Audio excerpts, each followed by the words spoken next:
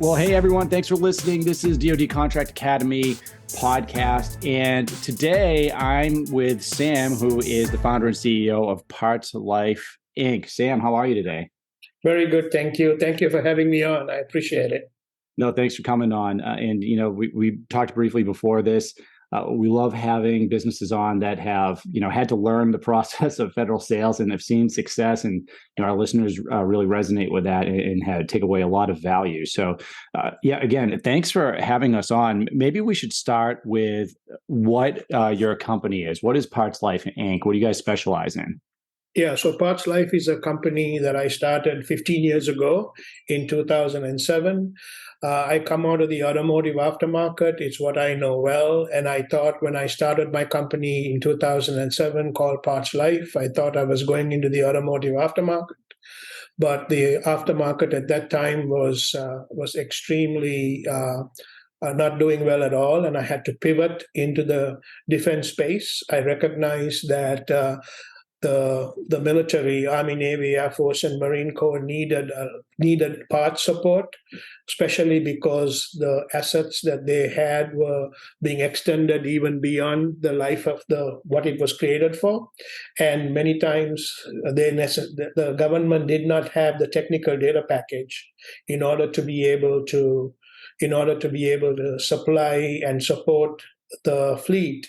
And so it was neat that I had called my company Parts Life already. So it actually was a great domain name for the work that I was looking to do, right? So I started Parts Life in 2007 to create technical data packages and go from technical data packages to from prototype to low rate production.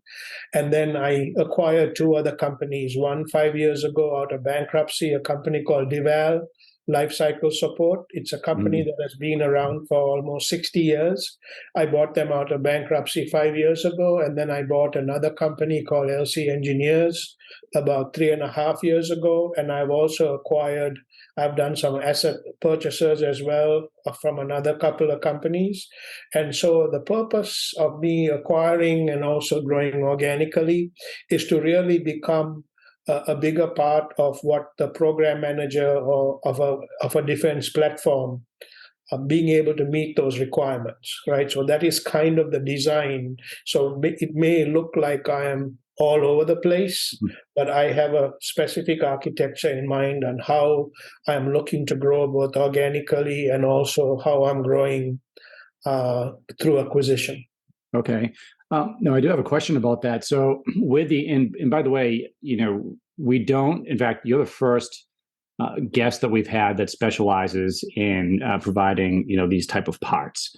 Right? We get a lot of service providers, a lot of, kind of cyber technology related companies. Not that parts aren't, parts certainly would tie into that, right? But there is a different process with parts and some different agency involvement.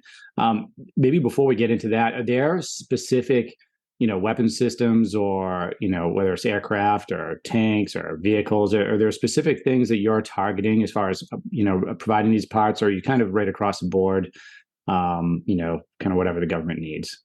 Yeah, so we are in the process of actually shifting from being all over the place to really looking at. So I have a new strategic initiative within our company called the Right 50, right? So we are looking at the right 50 weapons systems that we want to go after, right?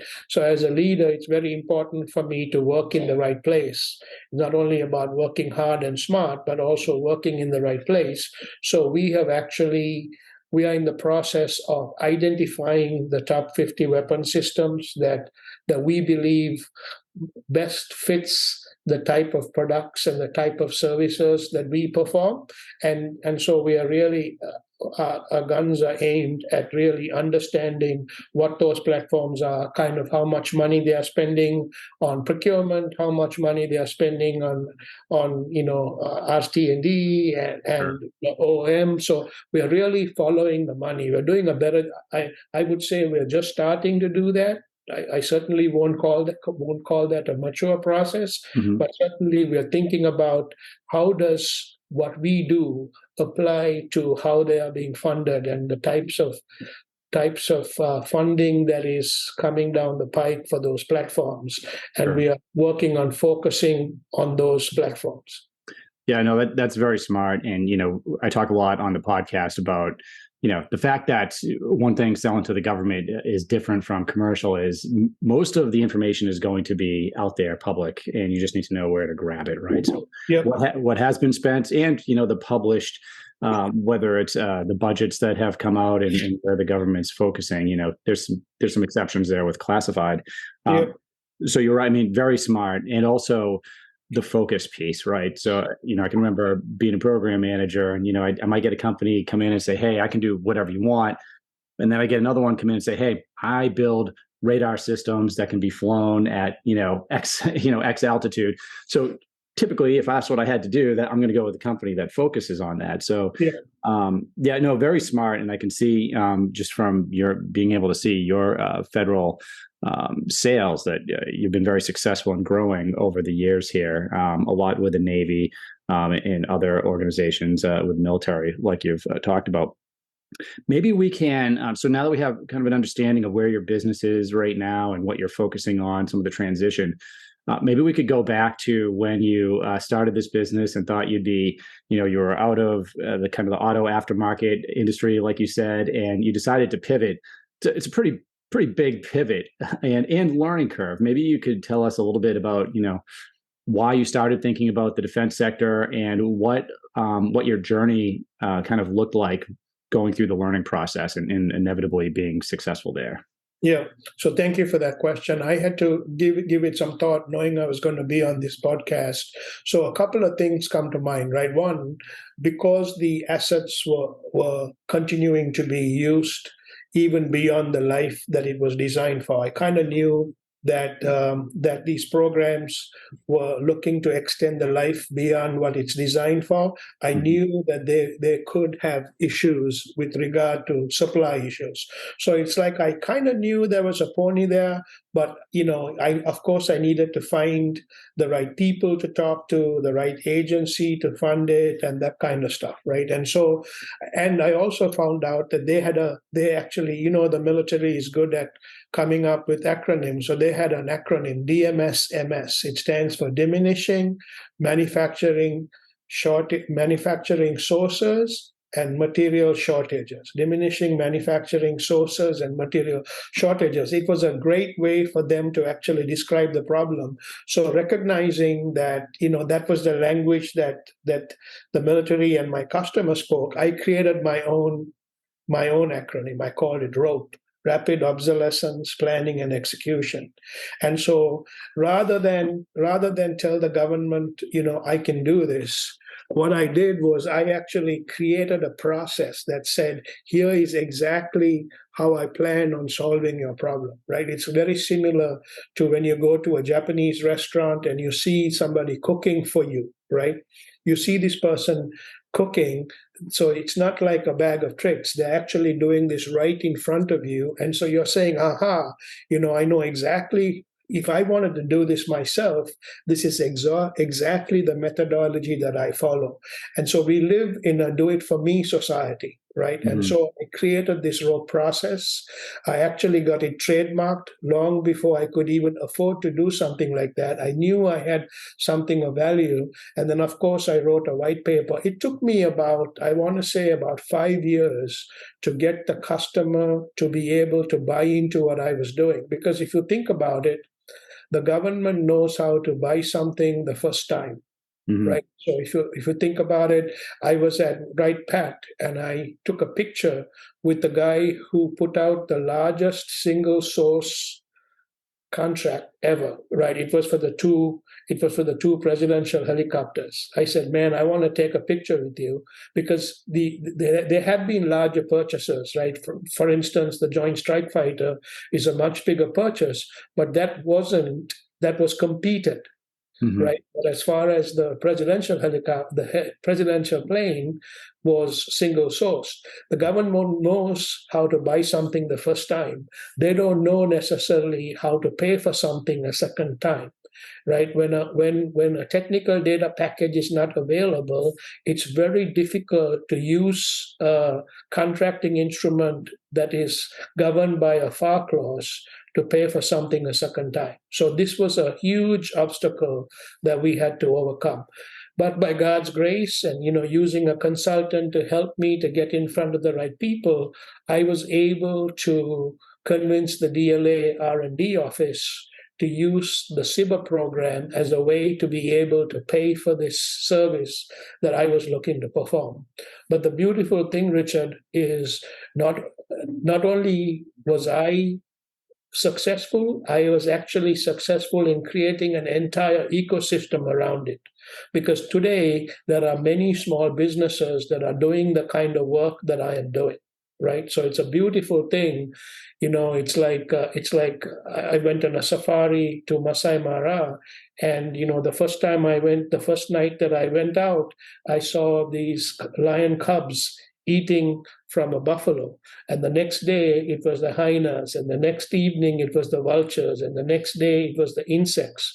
Right, so it's a beautiful thing is when you are successful in entrepreneurship, there is, everybody eats, right? And Sure. so I'm thankful that I was able to create an entire ecosystem around what I did, right? And even today, there are other companies other than myself that are doing this type of work. And they actually used my rope process as a statement of work to be able to fund this kind of activity. And so I'm really thankful for that.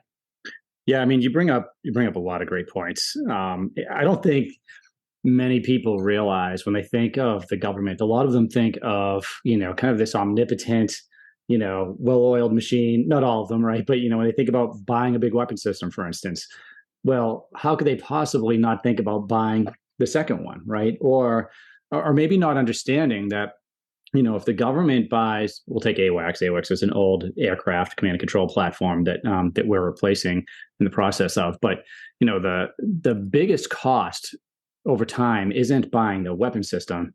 It's the everything that comes after that. The whole tail is it taking Yep. care of it. It's the training, the mechanics, replacing the Yep. parts, as you well know.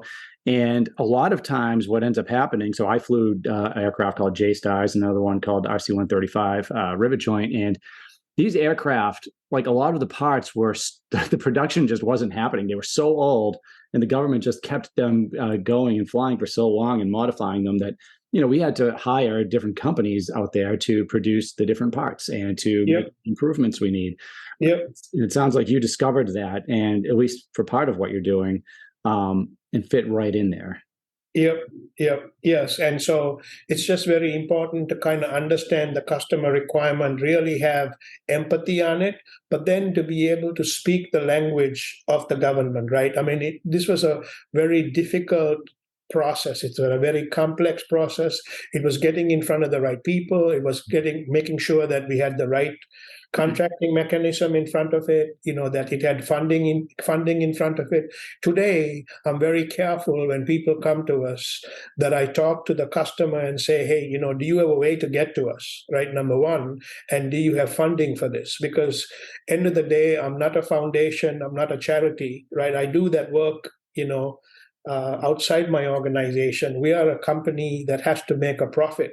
So Sure. I don't want customers, kicking tires with me. It's very important for me that if I'm going to create value, that you have a way to pay for it, number one. And number two, there is a way to get to me, right? And every agency has their way of how they want to get to you, right? And so it's not an easy thing to, when you're a newcomer in government contracting, people tell you, oh, you have an 8A, you have a hub zone, you're a disabled veteran.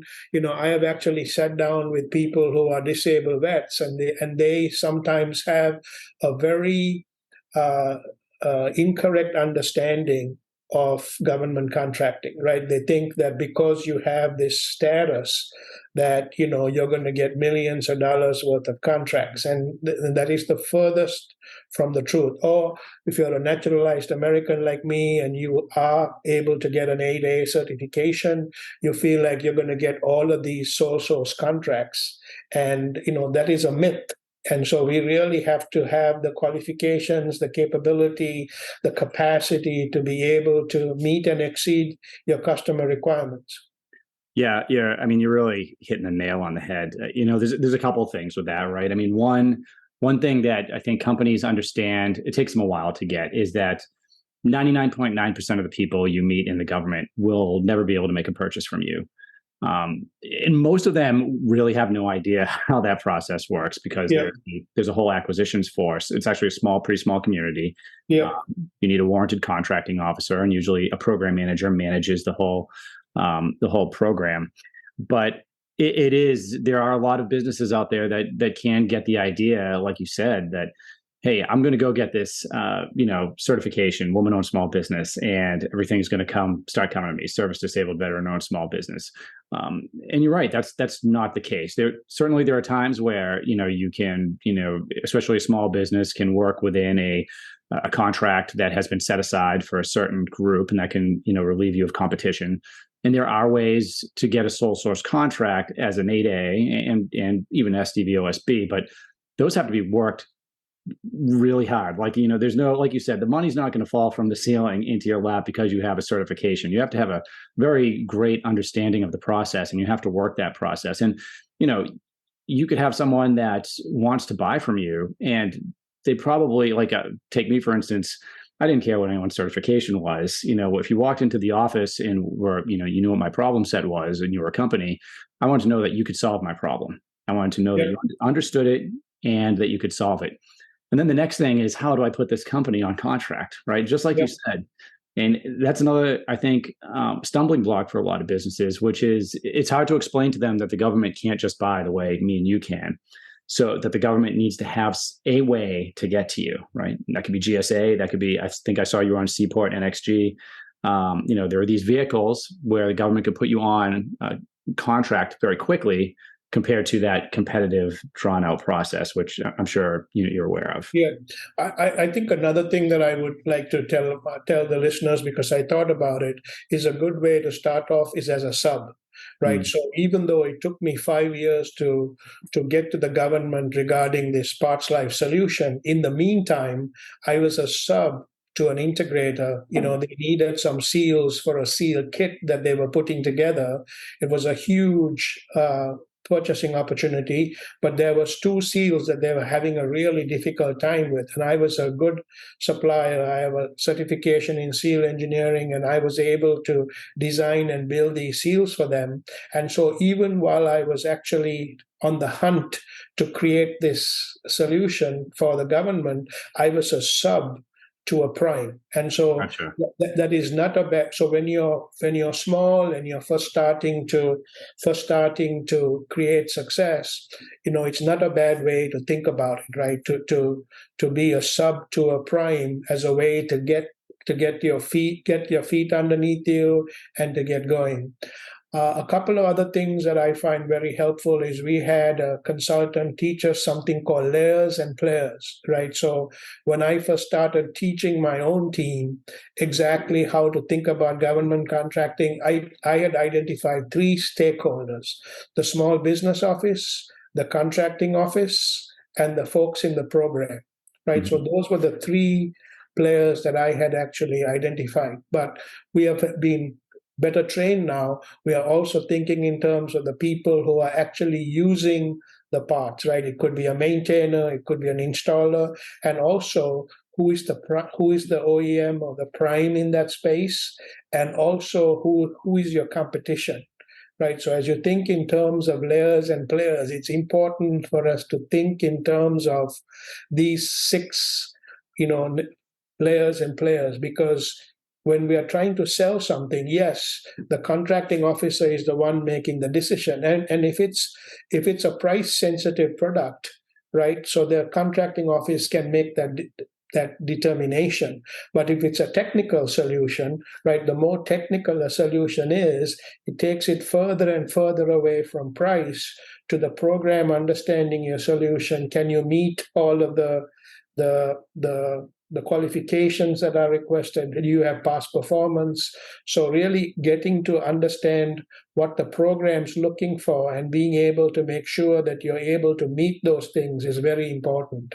So not to make it any more complex than it is, but we have to think in terms of these models. You have to think in terms of layers and players. You have to think in terms of being a sub to start off with. It's a great way, maybe getting into a mentor protege program as a way to be able to be coached into that process. And what I find is big companies, they talk a good talk with regard to mentor protege. I'm not so sure they're very good at it. Right, smaller companies like me, because we have the empathy and because I've already been through that process, I have a pretty good understanding of what a small company needs in order to be able to come along. Right, so these are some things that I would actually offer up as good ideas for a company just starting out. Yeah, I mean those are amazing suggestions, and I think you're right. I mean, subcontracting, just starting there, some companies only subcontract. You don't even see them as a prime. They'll just work with the primes, like you said, and the prime could be a large defense contractor, but it also could be another small business, right? It's just, and they may, and I think I would give a lot of foot stomping to your point. Working with another small business or maybe a smaller large company may be an easier process for a small business because you get maybe that one-on-one that you're looking for to learn. And, a large company, I always found large, and we need them. So there's nothing wrong with large companies, but talking about the big defense contractors, a lot of times there's bureaucracy involved with those companies, very similar to the government. So they have to be aware of that. Yeah, I mean, you thought about this. I really appreciate that. I took a lot of notes, and I have, there's so many areas to go to. One area, and this might help some people think about it too, because I liked how you were talking about the different people you needed to talk to. I heard, and this was on another podcast, so I can't take credit for this, but I heard a contracting officer describing the difference between the company, the contracting officer, and then the program manager, which I think you're referring to the program office as that, which kind of manages the effort. And he described it as the contracting officer is the priest at a wedding, right? So the contracting officer has the legal authorization to put a company on contract and to commit funds on behalf of the government. So they have warrants up to certain levels. So if you want to make money selling to the government, eventually it takes a contracting officer to sign that paperwork. But in a lot of efforts, it's not the contracting officer that's going to manage that program. He's just the priest.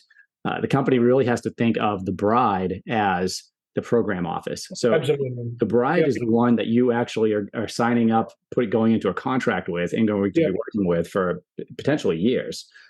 So, and then of course the groom would be the company. And then I think when I talk people through that, then they finally get it. Okay, so the contracting officer is not actually going to be in charge of me, especially if you're designing something, like you said, something technical, a solution. You'll work with that program office to come up with the final product. And the CEO, you might only see them when it's, periodically, when it's time to kind of renew your contract, do a delivery order. You might not even see them at all. It might be the PM that's paperwork around. Yeah, I think it's very important to think in terms. I think that, first of all, that's a great analogy between the priest and the bride and the groom, because really, if you think in terms of the groom, the bride, and the priest in that analogy, they have certain requirements that you have to meet, right? So the contracting office is looking for certain things that you must have in order to be able to get a contract. But the program office is really looking to make sure that you have a good understanding of the statement of work and, what is your unique solution and how are you going to meet that? And, do you have past performance? And I think being a sub is a great way to actually build that past performance as well. Because if you think about it, there are so many constraints in government contracting, right?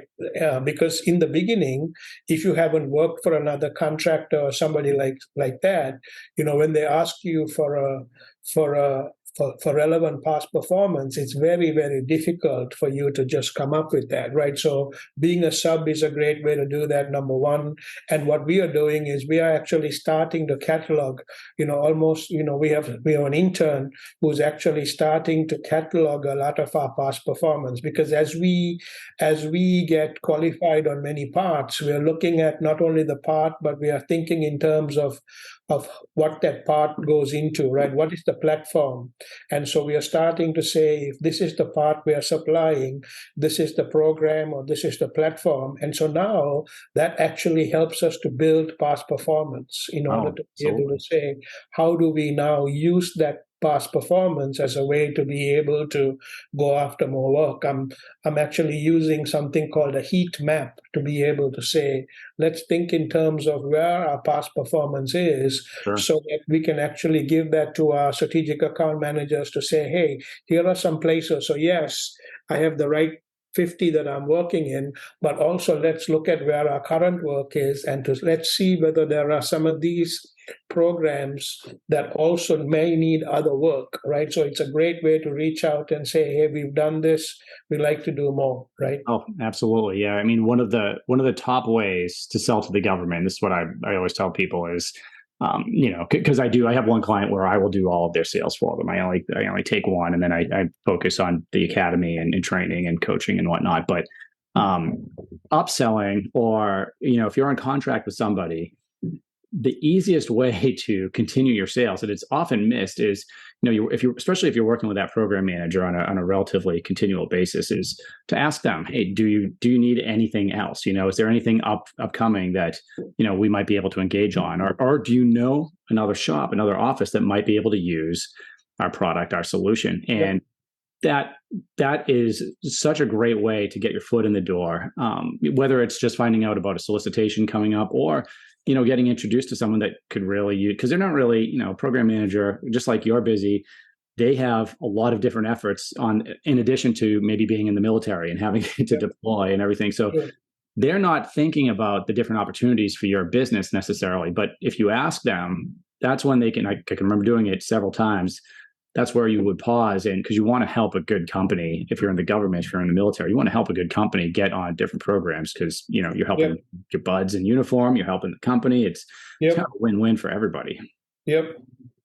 And that other office now understand you're getting recommended by another acquisitions professional that's dealt Yep. with you, and I mean that's priceless. So now they're getting they can kind of skip the initial, you might work going back and forth via email to get meetings and spend a couple months doing that with a new potential client, whereas all of that can happen in a 3-minute conversation in the hallway at an Air Force base. Hey, this is the company, it's Parts Life, they're on NXG, we're using them, they're on contract now, they're awesome, great. Now you have another client that can get to you.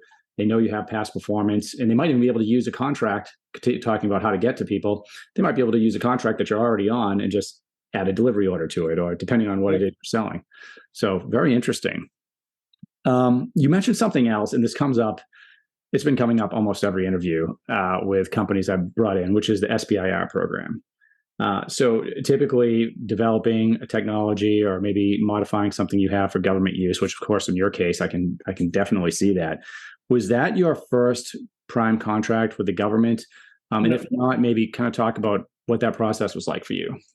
Yeah, so the SBIR was not my first contract, but the SIBA was actually used in order to fund my rope process, right? Okay. And so it was a great way. So the SIBA program, it has the flexibility to pay for things like non-recurring engineering charges, labor, and material all in one contract. Right, many contracting instruments don't necessarily have that flexibility.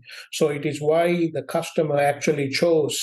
In fact, the SIBA and the OTA are two ways. The other transaction authority are the two ways how customers get to us on this particular type of work, where we are recreating a technical data package, because there is a lot of non-recurring engineering charges up front that you can't amortize into the piece price of the part. So once that engineering services and the prototyping and the testing is done, now you have phase three money, or the customer has the ability to go out and buy those parts for the life of the asset, right? Sure. So in this, it's very interesting because the SIBA usually is paying for innovation, but we are actually using it to do something that is older, right? But the amazing thing is our customer was able to make an argument that the innovation was the rope process, that we were using a methodology to be able to create something that was older, right? So it was a great way to actually massage that contracting vehicle into doing what we're doing. But I can tell you it has created a lot of work. But more than anything else, it is flying a lot of planes. You know, that we are on the B-52 bomber, we are on the ICBM missile system. So there's a lot of critical parts that are on these older applications that wouldn't be on it if not for the fact that the government was able to create this mechanism for us to pay for the services that we have to offer. Oh, that is awesome, and it's very. I'm kind of smiling because I think that there's a lot of creativity within constraints, right? And Yep, especially there are constraints abound, right, in the federal yep, acquisitions process, and absolutely. both companies and the acquisitions people out there, some of the best I've seen are the ones that can get creative. Exactly. It'd be And easy to say SBIR wouldn't work, right? But to be able yep, to frame it the way you guys did, yep. that's awesome. And at Tinker, I was at Tinker and the Primes, and Mr. Denny D'Angelo, who's the SES in charge of Tinker, and also Mr. Anthony Bowman, who's in charge of contracting. I was actually talking to both of them about putting together a contracting mechanism so that Tinker could do that as well, Okay. right? And so they actually fashioned the OTA based on a lot of conversations and lobbying that I did with them. When I say lobbying, I use that term very loosely. I Right. was actually talking to them very passionately about the fact that, an agency like Tinker that had a lot of older applications needed their own contracting mechanism. I'm Yes. currently doing that with NavSup right now because even the nuclear navy does not have a contracting mechanism to be able to get to the obsolete parts that they have. So you need leadership. You need to be able to have the people in the program and the people in contracting to be able to work together. Sometimes we don't see that. I see contracting people not being very flexible, Yeah. and not necessarily saying, hey, how can this particular contracting vehicle meet this specific need, right? And so you need the two coming together to be able to shape something. And we have been fortunate, at least in two places where we've done that. And we're seeing value flow because of that. And we are seeing actual fleets. Our goal, my vision is to support freedom.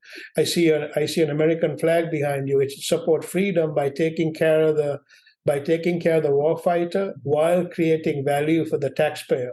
So we believe we need to walk and chew gum at the same time, right? So it's not only about taking care of the warfighter. It's an awesome thing. It's a very important thing. It's why we come to work every day.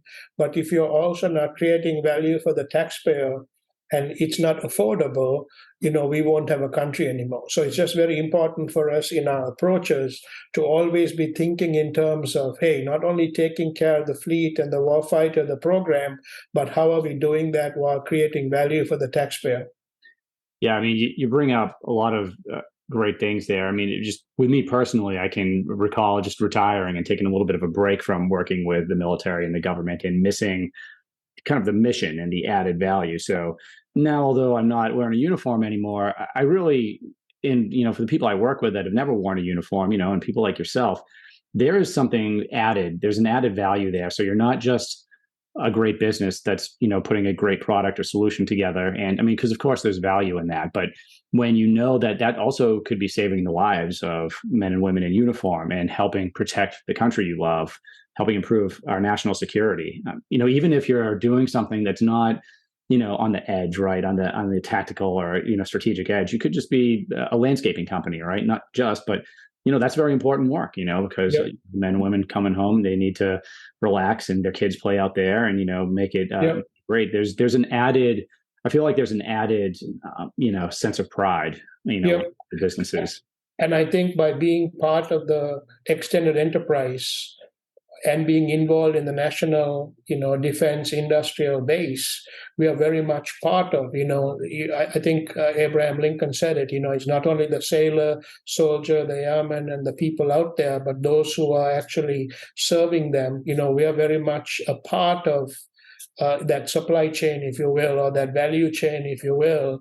Because if we are not doing what we are supposed to be doing, and especially with regard to the Air Force and making sure that the parts are there for the fleets to be able to fly their sorties, we also create support equipment. And I know that you can only be in the fight if you can get loaded very quickly, right? So all of those things are very important facets of what we support, and in doing that, we are actually we are being part of the national defense infrastructure. Sure. No, absolutely.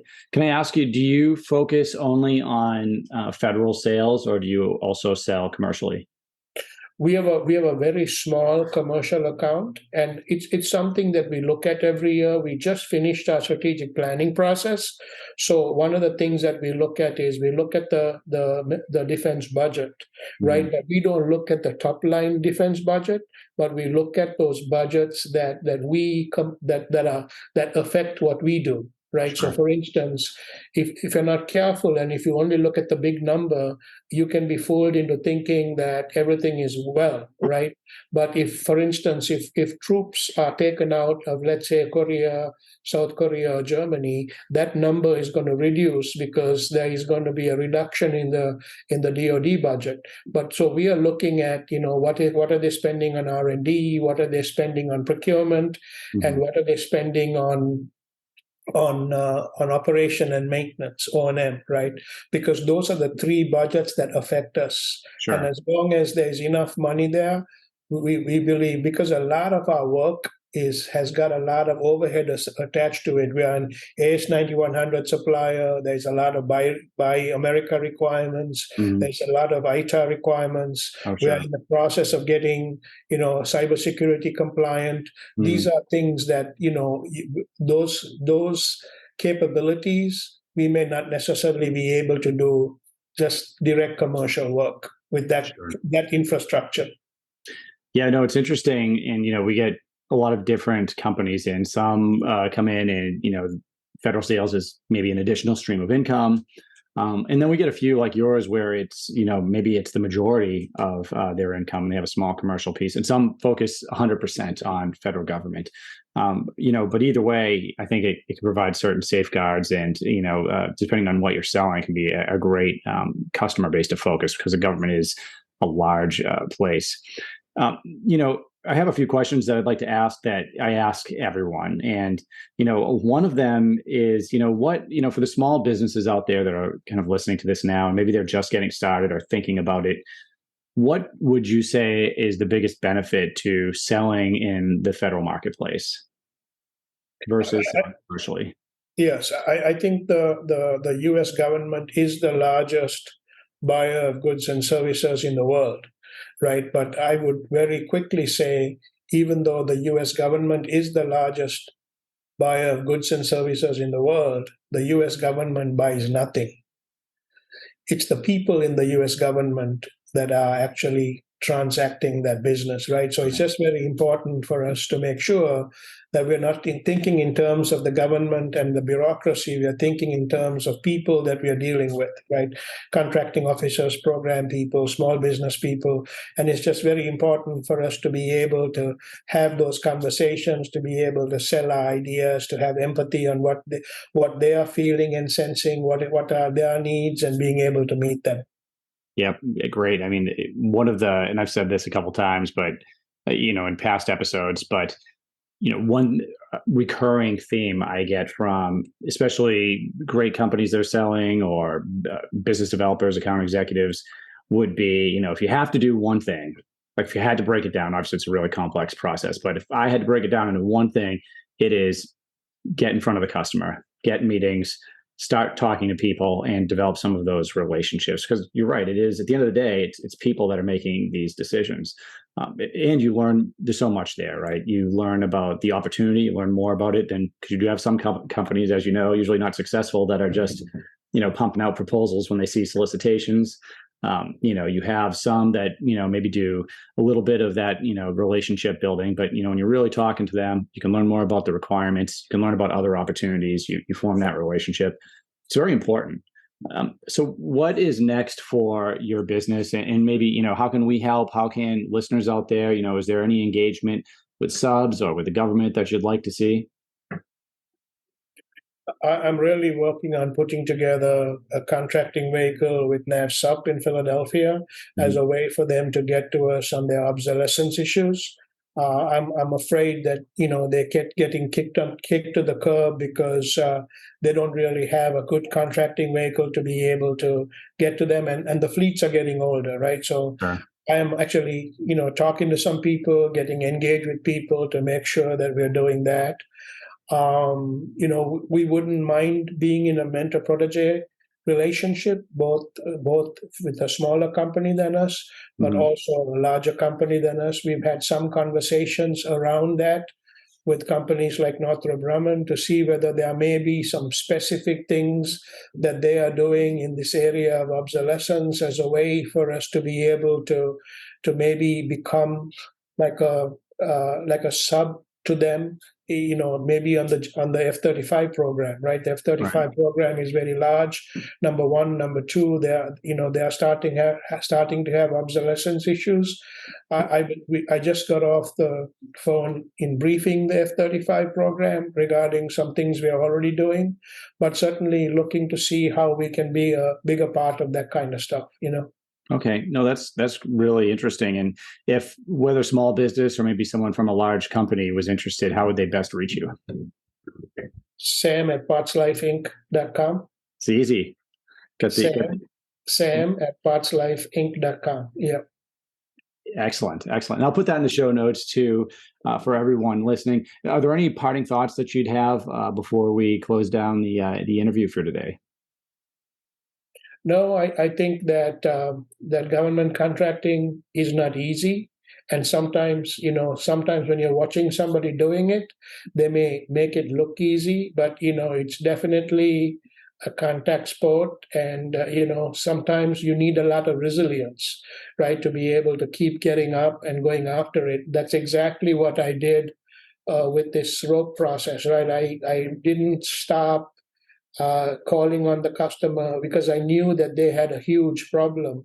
And we have a lot of contracts in place in this specific area, because I knew that they had, the Bible says the poor will always be with you. The same way obsolescence is just something that happens, right? And so things get older, they break, and OEMs don't always have the technical data, right? And so we've been successful in being able to provide that solution, and we continue to figure out ways to be able to invest in our capability and capacity so that we can continue to grow. Well said. Federal acquisitions is definitely the long game, and you've shown your resilience through the years. I think also, understanding the constraints you mentioned in this episode, and once you understand them, being creative within those constraints, but really having an understanding of those constraints and the processes first. Yeah. Sam, this has been an amazing interview. I really appreciate you coming on here. And yeah, we're looking forward to talking to you again, hopefully in the future. Yep. Yeah, no, I appreciate that. Thank you very much. Thanks. All right, everyone. Well, thanks again for listening to this episode of DoD Contract Academy. I'll put all of the links in the show notes if you want to get in touch with Sam or learn more about Parts Life Inc. And then if you want to learn more about the federal acquisitions process, you can go over to dodcontract.com. Thanks again for listening, and we'll see you next week.